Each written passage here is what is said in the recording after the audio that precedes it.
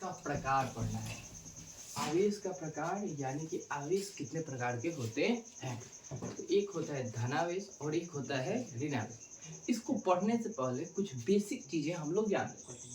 जैसे आप ये जानते हो, ये है परमाणु, ये है परमाणु। इस परमाणु में इस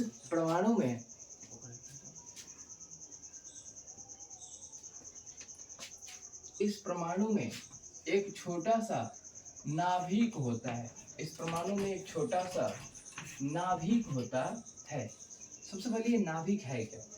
तो नाभिक वह स्थान है किसी परमाणु का जहां पे उसका समस्त द्रव्यमान उपस्थित होता है।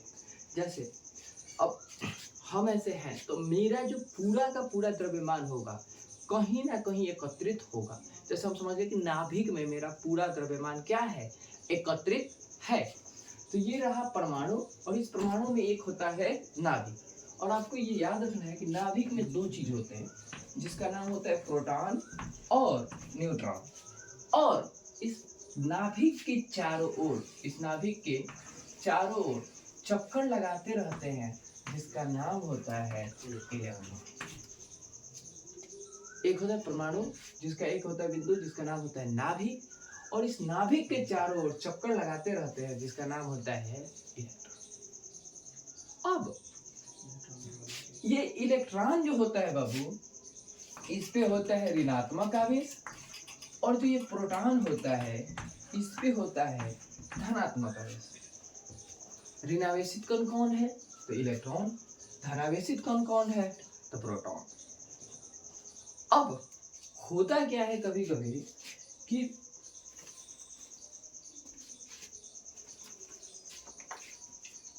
एक बार फिर से देख लो।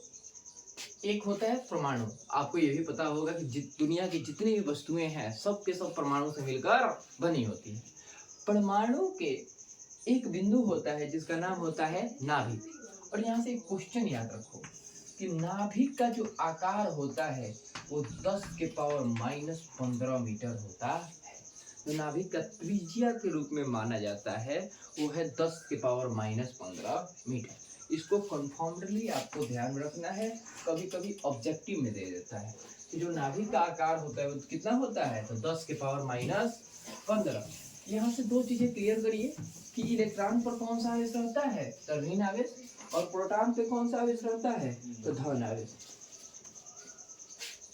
वैसे तो इलेक्ट्रॉन की संख्या प्रोटॉन की संख्या के बराबर होता है। वैसे तो इलेक्ट्रॉन की संख्या प्रोटॉन की संख्या के बराबर होता है। यही कारण है कि परमाणु जो होता है वो उदासीन होता है। परमाणु क्या होता है? उदासीन होता है। सर, परमाणु उदासीन क्यों होता है? क्योंकि किसी भी परमाणु में इलेक्ट्रॉन की संख्या प्रोटॉन की संख्या के बराबर होता है, जिसके कारण परमाणु क्या होता है? उदासीन। उदासीन मतलब अनावेशित। उदासीन मतलब अनावेशित, मतलब इस पे कोई भी आवेश नहीं होगा। अब चलेंगे सर, क्या होता है? एक बॉडी लेते हैं, रिजिड बॉडी, जिसका नाम है ए। इस ए में से किसी कारणवश इलेक्ट्रॉन की कमी हो जाती है। इलेक्ट्रॉन की कमी हो जाती है। अब क्या होगा? इस बॉडी ए पे प्लस आवेश उत्पन्न हो जाएगा। मतलब किसी भी वस्तु पर इलेक्ट्रॉन की कमी के कारण जो आवेश उत्पन्न होता है उसे धनावेश कहते हैं। कन्फर्मली ध्यान रखिए, किसी भी वस्तु पर इलेक्ट्रॉन की कमी के कारण जो आवेश उत्पन्न होता है उसे धनावेश कहते हैं। अब सेम इसका उल्टा एक और बॉडी मान लेते हैं एक्स। इसमें क्या होता है? इलेक्ट्रॉन की वृद्धि हो जाती है। अब इस कारणवश इस बॉडी पर क्या उत्पन्न हो जाएगा? तो ऋणावेश उत्पन्न हो जाएगा। आपको याद रखना है यहाँ से इलेक्ट्रॉन पर ऋणावेश, प्रोटॉन पर धनावेश। दोनों जब बराबर होगा तो इलेक्ट्रॉन की संख्या प्रोटॉन की संख्या के बराबर, जिसके कारण वह धन अनावेशित होगा, यानी परमाणु विद्युतता क्या होगा, उदासीन होगा। जबकि अगर एक बॉडी से इलेक्ट्रॉन की कमी होती है तो उस पे धनावेश, और यदि इलेक्ट्रॉन की वृद्धि होती है तो उस पे कौन सा आवेश उत्पन्न हो जाएगा, ऋणावेश उत्पन्न हो जाएगा। अब ये यहाँ पे एक और चीज आप लोग समझिए, जिसका नाम है, एक एग्जाम्पल समझते हैं। एग्जाम्पल बाबू ये है, ये बॉडी ए में 10 इलेक्ट्रॉन थे, सेम टू सेम इसमें कितने इलेक्ट्रॉन होंगे, 10 प्रोटॉन होंगे, क्योंकि हमने पहले ही बताया कि इलेक्ट्रॉन की संख्या प्रोटॉन की संख्या के क्या होता है, बराबर होता है। तो ये जो 10 इलेक्ट्रॉन होंगे वो कितने के बराबर होंगे, 10 प्रोटॉन के बराबर होंगे। अब किसी कारणवश इसमें से एक इलेक्ट्रॉन निकल जाता है, जिसके कारण इसमें कौन कितना इलेक्ट्रॉन आ जाएगा, 9 इलेक्ट्रॉन हो जाएगा, और प्रोटॉन में तो कोई चेंजिंग नहीं होगा, 10 प्रोटॉन। अब आपको पता है कि इलेक्ट्रॉन में माइनस और प्रोटॉन में प्लस, जब 10 में से 9 घटाइएगा तो कितना आएगा, 1 प्रोटॉन, और प्रोटॉन किस में आता है, प्लस में आता है। यही कारण है कि हम लोग ये बोल देते हैं, किसी भी वस्तु में यदि इलेक्ट्रॉन की संख्या प्रोटॉन की संख्या से कम है, यदि इलेक्ट्रॉन की संख्या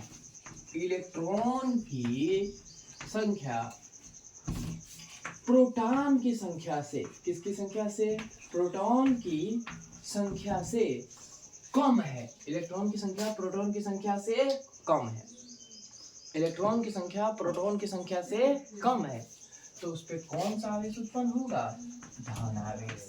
कौन सा उत्पन्न होगा, बातें समझ में आई। इलेक्ट्रॉन पे कौन सा आवेश रहता है, तो ऋणावेश, प्रोटॉन पे कौन सा आवेश रहता है, तो धनावेश। यदि इलेक्ट्रॉन की संख्या प्रोटॉन की संख्या से कम होगी तो उस पे कौन सा आवेश उत्पन्न होगा, तो इसका नाम होगा बाबू धनावेश। अब देखिए, एक है 10 इलेक्ट्रॉन, उसमें से एक इलेक्ट्रॉन लॉस में गया, तो जिसके कारण इस पे कितना इलेक्ट्रॉन उत्पन्न हो जाएगा, 9 इलेक्ट्रॉन। अगर इस पे 10 प्रोटॉन था तो बाबू प्रोटॉन में कोई चेंजिंग नहीं होगा। सेम टू सेम इसी कॉन्सेप्ट पर सोचिए, अगर एक बॉडी हो जिसका नाम डी हो, इसमें भी 10 इलेक्ट्रॉन और 10 प्रोटॉन थे, किसी कारणवश इसमें इलेक्ट्रॉन की वृद्धि हो गई, वृद्धि होने का मतलब इसमें एक इलेक्ट्रॉन बढ़ गया, तो 10 1 11, इसमें कोई चेंजिंग नहीं होगा, तो ये कितना प्रोटॉन बन गया। अभी तुरंत बताए थे कि इलेक्ट्रॉन पे कौन सा आवेश होता है, ऋणावेश, और प्रोटॉन पे कौन सा आवेश होता है, धनावेश। तो माइनस प्लस माइनस, तो 11 में से 10 जाएगा तो कितना बचेगा, 1, लेकिन क्या, इलेक्ट्रॉन, तो इस पे कौन सा आवेश उत्पन्न होगा, ऋणावेश। यहीं पे अब बोल दिया जाता है, यदि किसी वस्तु पर इलेक्ट्रॉन की संख्या प्रोटॉन की संख्या से कम हो तो धनावेश, जबकि यदि इलेक्ट्रॉन की संख्या प्रोटॉन की संख्या से ज्यादा हो तो उस पे कौन सा उत्पन्न होगा, बातें खत्म। आपको ये तीनों चीजें याद रखनी है। सबसे पहली बात वो है, इलेक्ट्रॉन की संख्या प्रोटॉन की संख्या के बराबर तो परमाणु विद्युतता उदासीन। यदि इलेक्ट्रॉन की संख्या प्रोटॉन की संख्या से कम तो उस पे धनावेश, और जब प्रोटॉन की संख्या से ज्यादा तो उस पे कौन सा आवेश, ऋणावेश। जानते हो बाबू, मछली होती है, मछली पे कौन सा आवेश है, मान लो ऋणावेश, मछली पे कौन सा आवेश है, ऋणावेश। जैसे इलेक्ट्रॉन वैसे ही है ऋणावेश, जिस समुद्र में जाएगी उसको गंदा कर देगी। जैसे ऋणावेश लगा है, अब ऋणावेश जब ऊपर जाएगा, जैसे अगर इलेक्ट्रॉन की वृद्धि हो जाएगी, क्योंकि ये तो कर्जा में है, माइनस में है, तो इसलिए इस पे कौन सा आ जाएगा, कर्जा आ जाएगा। अगर इलेक्ट्रॉन की कमी होगी तो उस पे कौन सा आवेश आ जाएगा, धनावेश आ जाएगा।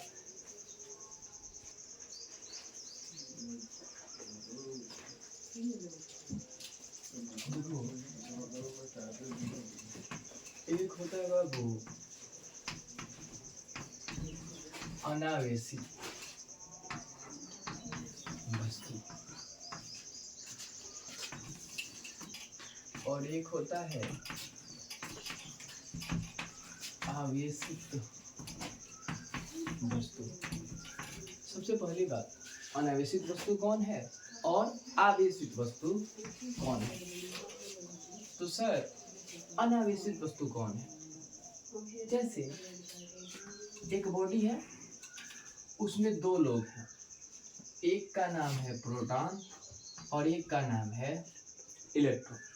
एक का नाम है प्रोटॉन और एक का नाम है इलेक्ट्रॉन।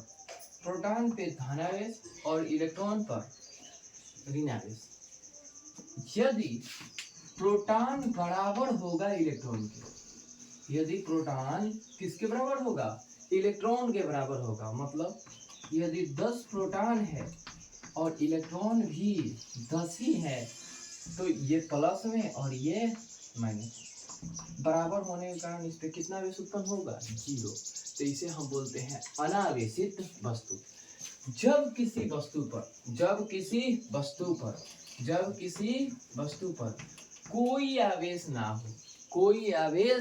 ना हो, तो उसे कौन सा वस्तु कहते हैं, अनावेशित वस्तु कहते हैं।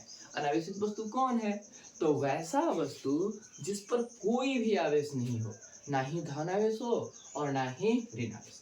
ऐसा कब संभव है, जब प्रोटॉन की संख्या किसके संख्या के बराबर हो, इलेक्ट्रॉन की संख्या के। जैसे मान लीजिए 10 प्रोटॉन है और इलेक्ट्रॉन भी कितना है, 10 ही है, तो जो इसकी संख्या होगी वो बराबर होने के कारण इस पर आवेश उत्पन्न हो जाएगा 0, जिसके कारण किसी वस्तु A पर कोई भी आवेश उत्पन्न नहीं होगा।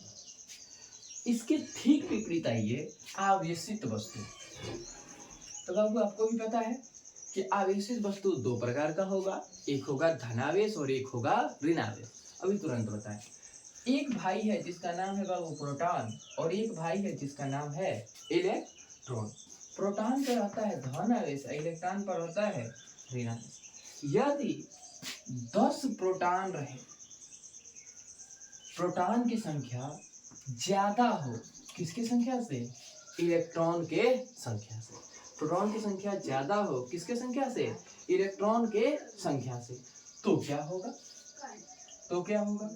प्रोटॉन मान लो 10 है और इलेक्ट्रॉन मान लो 9 है, तो प्लस में 10 और माइनस में 9, इसका मतलब है क्या कि प्रोटॉन कितना, 1।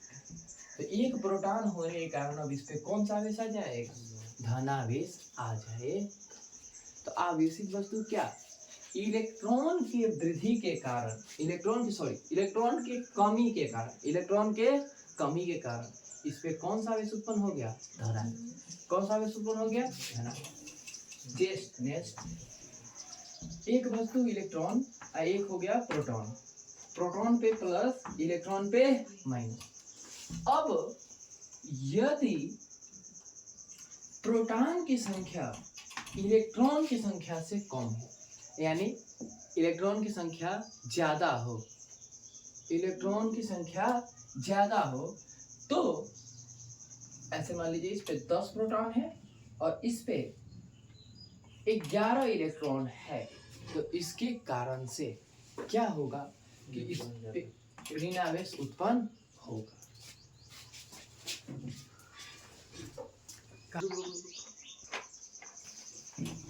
अब हम आशा करते हैं बाबू आप लोग को अनावेशित वस्तु और आवेशित वस्तु समझ में आ गया।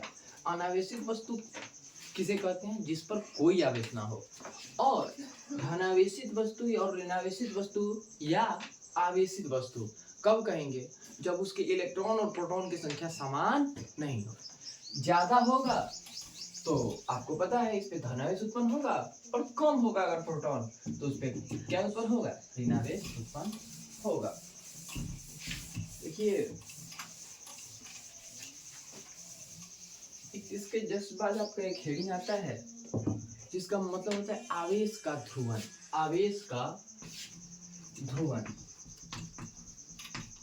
आवेश का ध्रुवन। देखो, दो वस्तुओं में जो आकर्षण या प्रतिकर्षण होगा ये किन बातों पर डिपेंड करेगा, यही बताता है आवेश का ध्रुवन। इसको समझने के लिए सबसे पहले आपको एक चीज समझना पड़ेगा जिसका मतलब होता है सजातीय आवेश। सजातीय आवेश, ये सर सजातीय आवेश कौन है? कौन है ये सजातीय आवेश? तो आपको ये समझना है कि सजातीय आवेश अगर एक प्लस और दूसरा भी प्लस है तो वो कौन सा आवेश है? तो सजातीय आवेश है।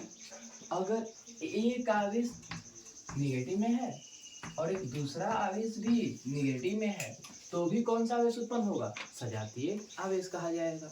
जैसे जब समान चिन्ह वाले आवेश होंगे तो कौन सा आवेश उत्पन्न करेंगे? सजातीय। जैसे एक प्लस में है दूसरा भी प्लस में तो कौन सा आवेश होगा? सजातीय। एक माइनस में और दूसरा भी माइनस में तो भी क्या होगा? सजातीय। मतलब एक धनावेश और दूसरा भी धनावेश तो कौन सा आवेश होगा? सजातीय। एक ऋणावेश और दूसरा भी ऋणावेश तो कौन सा आवेश होगा? सजातीय। लेकिन एक दूसरा होता है जिसका नाम होता है विजातीय। विजातीय का नाम से ही कंफर्म आपको हो रहा होगा।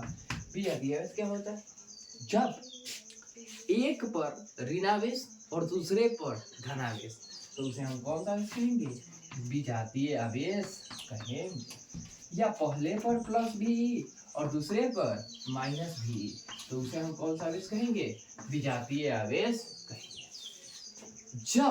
जब दो वस्तुओं पर समान परिमाण वाले समान आवेश हों या समान चिन्ह वाले आवेश हों तो उसे कौन सा आवेश कहेंगे? सजातीय। जबकि जब समान चिन्ह वाले नहीं हो तो उसे हम बोलेंगे विजातीय। सजातीय आवेश किसे कहते हैं? जब समान चिन्ह या आवेश वाले, जब समान चिन्ह या आवेश वाले दो आवेश उपस्थित हो तो उस पे कौन सा आवेश आएगा? सजातीय आवेश कहेंगे। यदि दो वस्तुओं पर एक पर निगेटिव और दूसरे पर पॉजिटिव तो उसे कौन सा आवेश कहेंगे? विजातीय आवेश कहेंगे। एक पर पॉजिटिव और एक पर निगेटिव तो उसे हम कौन सा आवेश कहेंगे? तो विजातीय आवेश कहेंगे। अब आवेश के ध्रुवन से एक नियम आता है। ये नियम क्या होता है? तो नियम नंबर 1। फिर नियम नंबर 2। नियम 1 क्या कहता है? तो नियम 1 कहता है कि दो सजातीय आवेश